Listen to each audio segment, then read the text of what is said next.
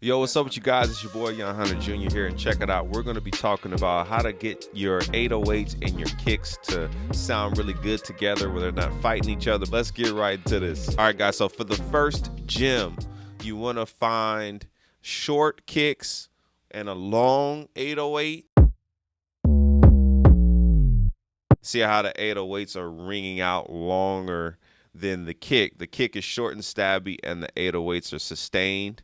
Or you could do the reverse. You can find a longer kick and maybe a shorter 808. And what this is going to do is create space. So this is just starting from your sound selection. The second gem is working with your EQs. So we're going to use the stock EQ for the kick.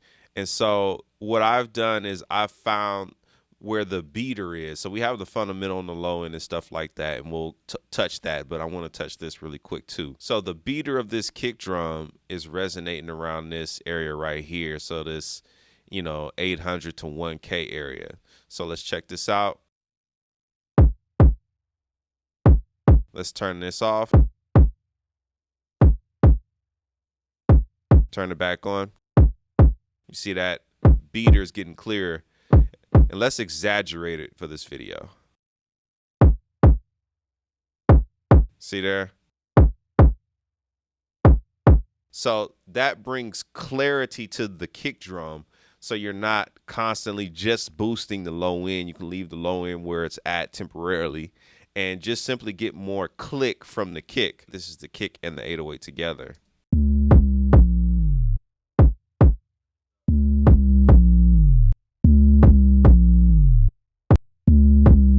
See how that top end of that beater is cutting through that 808. And let's go into that fundamental that we were talking about. So the fundamental of this low end. So this area right in here where you see where it's peaking around this almost 75 hertz or so. So you could take this EQ right here and find this fundamental, this 75, and bring more of that low end of where that kick drum is sitting.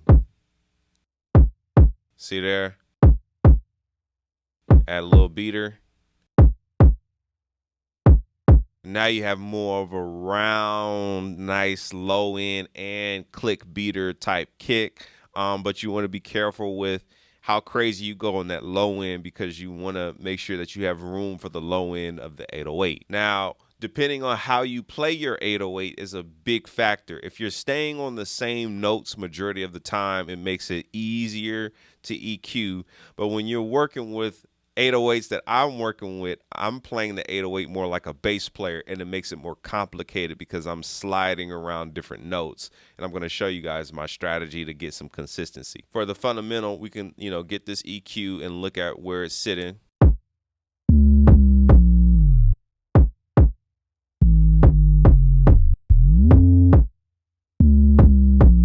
So one thing you can do with the EQ on your 808 is that same area that I mentioned, that 72 hertz or so that we bumped up from the kick, we can now go to the 808 and reduce that same amount. So let's bring up this EQ, and we went to about like 72 hertz or so.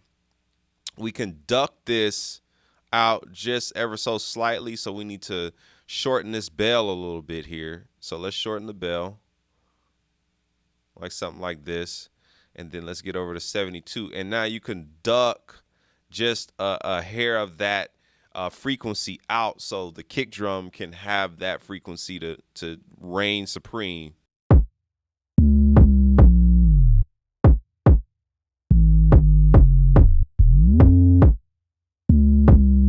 Now you have more of a transparent 808 and kick just with EQ. What you could do with your kick drum now is roll off the unnecessary low end.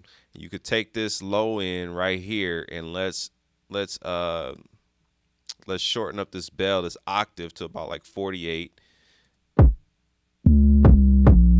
And maybe roll that off to about 27 hertz or so, something like that, or 28.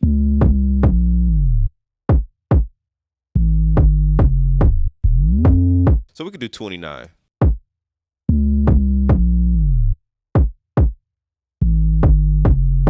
And so what this is doing is, again, it's giving us headroom for, you know, mastering and be able to get a pretty loud mix by being able to roll off this low end attainment where you don't have a lot of unnecessary rumbling going on down there. So one joint that I love to use to saturate my 808 or to bring drive or distortion, this is not a stock plugin. But this is thermal from output, and this is really worth the investment. And what this does is this literally will transform your 808 from sounding, you know, kind of boomy and warm to now having a nasty grit distortion vibe. So I have a link in the description for thermal, guys. And if you do click that link and you do buy thermal, I do get a kickback from that. But it helps bless me to be able to give you guys some more content, some more value.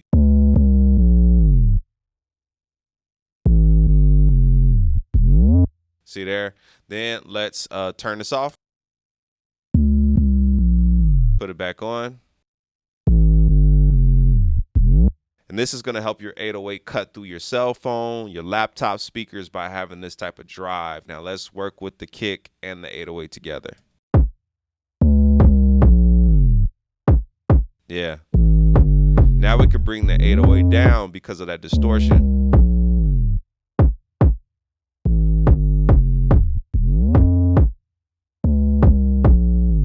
Crazy. So the next thing you can do, if you do not have thermal and you want to stick with stock plugins, let's go to distortion, and then we're simply just going to go to distortion. And what you could do here is you could do a similar thing. You can go to that area where we saturated. So let's go to thermal really quick. And so this is about 500 hertz or so, stage 1 of saturation. So then what we can now do is go to this plugin and go to about that 500 hertz or so, wherever it was. And then we can turn up the drive and get the same effect. And we turn the output down. See there? Same thing. Turn it off. Major difference. Now let's put this in context of the whole track.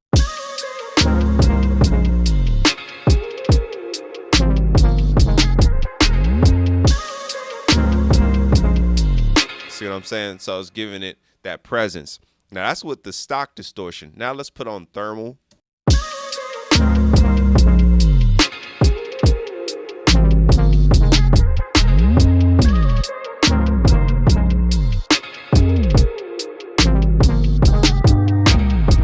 So let's get into the last way of being able to get your kicks and your 808s to work together, and that's sidechain. And let's keep this basic for this video, and in another video, make sure you're subscribed, and we'll talk about sidechaining way more in depth. And we're going to go ahead and add a compressor. So we're going to go to our compressors and go to dynamics. Then we're going to go to compressor, and we're just going to use the regular platinum compressor for this video just to make it simple. Then over here in the sidechain area, we're going to click this, and then we're going to go to our instruments, and then we're going to go to our kick drum. And so what we're going to do is add compression to every time the kick drum comes in, it's going to duck out the 808 just in the moments of where the kick drum comes in. So it's going to have like a nice ducking effect.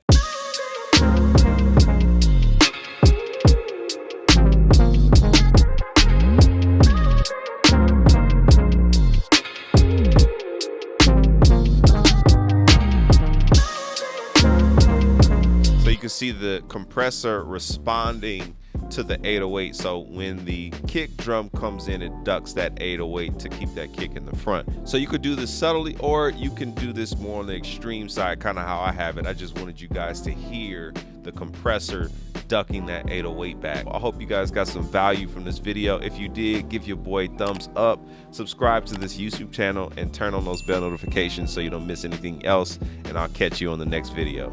Peace. Hey guys, if you made it to the end of this video, check it out. I got some really good packs for you guys in the description of this video. Free packs included as well, and some affiliate links. So check all that stuff out below, and I'll catch you guys on the next video.